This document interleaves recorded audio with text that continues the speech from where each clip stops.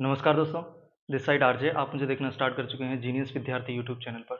दोस्तों, आज की इस वीडियो में हम बात करने जा रहे हैं कि अगले 30 दिन यानी कि अगला 1 महीना आपके लिए कितना क्रूशियल रहने वाला है, कितना इम्पोर्टेंट रहने वाला है। तो वीडियो के लास्ट तक ज़रूर बने रहिएगा। अगर आप राजस्थान स्टेट के एग्ज़ाम्स की तैयारी करते हैं, तो ये वीडियो आपके लिए बहुत ज़्यादा इम्पोर्टेंट है। दोस्त, अगले 30 दिन आपका डिसाइड करेंगे कि अगले 1 साल तक, देखिए, नेक्स्ट 30 डेज़ डिसाइड करने वाले हैं कि अगले 1 साल तक आप किस एग्ज़ाम्स की तैयारी करेंगे, ठीक है? अगर आप नॉन टीचिंग एग्ज़ाम्स की तैयारी करते हैं, तो अगर आपके पास बीएसटीसी, बीएड नहीं है, आप 3rd ग्रेड, 2nd ग्रेड इन एग्ज़ाम्स की तैयारी नहीं करते हैं, तो ये 30 दिन कैसे इम्पोर्टेंट होने वाले हैं।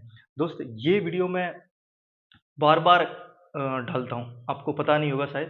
अगर आप चैनल से रेगुलर जुड़े हैं तो आपको पता होगा, ये वीडियो मैं हर कुछ महीने में ये वीडियो डालता रहता हूँ। पिछले साल भी मैंने डाली थी और ये इसलिए डालता हूँ क्योंकि लोग सीईटी को बहुत ज़्यादा इग्नोर करते हैं, बहुत ज़्यादा इग्नोर करते हैं। जिन लोगों ने पिछली बार इग्नोर किया, वो तो समझ गए, पूरा 1 साल फ्री बैठे हैं वो। पिछली बार अगर उनका स्कोर नहीं बना था, 15 गुने में नहीं आए थे, तो 1 साल से फ्री बैठे थे, रेस्ट मोड पे चल रहे थे, जिसको पता नहीं कौन सा विश्रांति काल, शांति काल आजकल बोलने लगे हैं, उस काल में खुद को मान के चल रहे थे। लेकिन दोस्त, मैं इस बार क्लियरली बता देता हूँ, मैं हमेशा से बोलता रहा हूँ कि लोगों को पटवारी की तैयारी करनी है।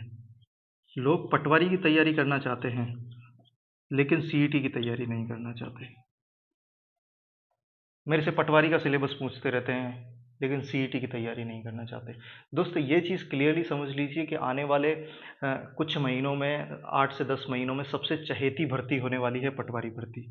सबसे मतलब ज़्यादातर लोगों को पटवारी भर्ती बहुत ज़्यादा पसंद आती है, मैं खुद भी पटवारी हूँ और पटवारी भर्ती सबसे चहेती भर्ती होने वाली है, लेकिन आप इस एग्ज़ाम को दे तब पाएँगे, जब आप सीईटी के इन 30 दिनों पर फ़ोकस करेंगे तब। दोस्त, इसको इग्नोर मत करिएगा।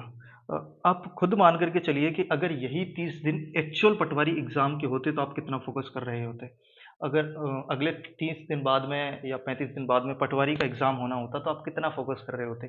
क्या उतना फ़ोकस अभी कर रहे हैं आप सीईटी के लिए? हाँ, हो सकता है कि 40% बनाने हों, लेकिन 40% भी इतना आसान नहीं होता है। आप खुद अपना पिछला बैकग्राउंड आप उठा कर के देख लीजिए कि पिछले जो भी एग्ज़ाम्स आपने दिए हैं अधीनस्थ बोर्ड के,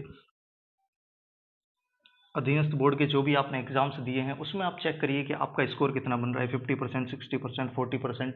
उसके आधार पर आप देख कर के चलिए कि सीईटी का सिलेबस आपका कितना कवर हो रखा है और अभी लास्ट महीने में क्या पढ़ना है, उसके लिए भी हमने एक इससे जस्ट पहले वो वीडियो डाल रखी है, वो नहीं देखी तो वो जा कर के देखिए। लेकिन कुल मिलाकर के मेरा कहने का मतलब ये है कि अगर आप अगला 1 साल खत्म नहीं करना चाहते हैं, आप रेगुलर एग्ज़ाम्स में बने रहना चाहते हैं, कोई एग्ज़ाम क्रैक करना चाहते हैं, तो सबसे पहले आपने उस दायरे के अंदर आना पड़ेगा। दोस्त, आप नहीं समझ रहे हो इस बात को, बहुत इग्नोर कर रहे हो आप इस चीज़ को, सीईटी को बहुत इग्नोर करके चल रहे हैं, ऐसे काम चलेगा नहीं।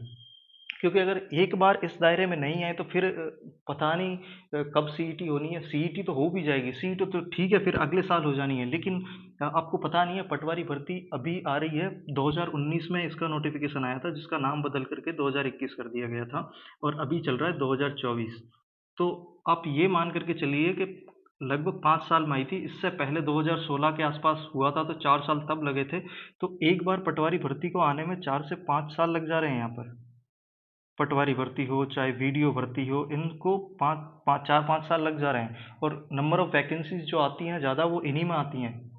या फिर अभी एलडीसी जो एग्ज़ाम हो रहा है, वो भी 2018 में हुआ था। इस भर्ती को प्लस 6 साल हो चुके हैं, 6 साल बाद में आई है। तो सीईटी तो फिर भी कंडक्ट हो जाना है, सीईटी अगले साल भी हो जाएगा, लेकिन उस सीईटी का क्या करोगे आप, उस झुंझुने का? आपने करना क्या है कि भर्ती अभी आने वाली है, फिर आप रोते रहेंगे कि यार 2025 की सीईटी आए, 2025 की सीईटी देने वाले लोगों को भी पटवारी भर्ती में ऐड किया जाना चाहिए। तो ऐसा होगा नहीं, क्योंकि ये एग्ज़ाम पहले ही हो जाना है। इस एग्ज़ाम की बात चल रही है कि फ़ेब-मार्च में करवाने की। किसकी? पटवारी एग्ज़ाम की।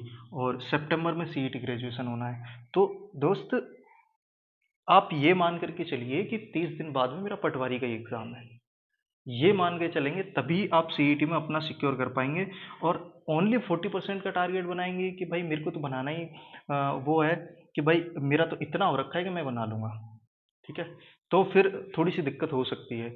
इसलिए हमने जो मेन आपके फ़ोकस्ड एरिया हैं, टारगेटेड एरिया हैं, उन पर फ़ोकस करो, उन चीज़ों को लेकर के चलो। कुल मिलाकर के मेरा इस वीडियो का सेंस ये है कि आपने थोड़ा सा इसको यार फोकस करके चलो सीईटी को, तभी आप किसी एग्ज़ाम में बैठ पाओगे। ये बात मैंने पहले भी बोली थी, हर बार जब भी वीडियोज़ बनाता हूँ मैं बार-बार रिमाइंड कराता हूँ आपको, लेकिन आप नहीं इस चीज़ को समझते हो और फिर आपको ही दिक्कत होती है कि यार बिना सीईटी का कोई एग्ज़ाम बता दो। हालाँकि अभी परिचर आ रखा है, लेकिन अगर आपने पटवारी एग्ज़ाम में बैठना है तो सीईटी देना ही पड़ेगा ना, उसके लिए तो फिर सीईटी पास करना ही पड़ेगा।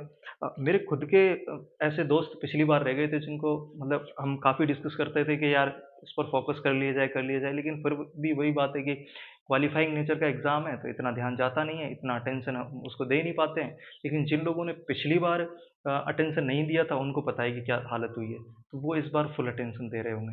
तो इसलिए दोस्त, कहने का मेरा मतलब यही है, थोड़ा सा 30 दिन बहुत इंपॉर्टेंट है दोस्त, बहुत ज़्यादा इंपॉर्टेंट है, क्योंकि आप इसको प्री एग्ज़ाम मान लीजिए, और प्री एग्ज़ाम ही है, क्योंकि आप इसमें नहीं बैठ पाए तो फिर आगे कुछ सेंस रह नहीं जाएगा, और फिर अगले 3-4 साल तक क्या भर्तियाँ आनी हैं, क्या वैकेंसीज़ आएगी, उनका फिर आप इंतज़ार ही करते रह जाना है ना? तो अगले 30 दिन, 35 दिन बहुत ज़्यादा इंपॉर्टेंट है। चैनल पर नए हो, चैनल को सब्सक्राइब कर दीजिए। मैं बहुत मेहनत से इस तरीके की वीडियोज़ आपके लिए लाता रहूँगा, और वीडियो पसंद आए वीडियो को लाइक करें, जो भी आपके सुझाव या प्रश्न हैं, वो कमेंट बॉक्स में आप रख सकते हैं। मैं मिलता हूँ आपसे अगली वीडियो में। Thank you so much.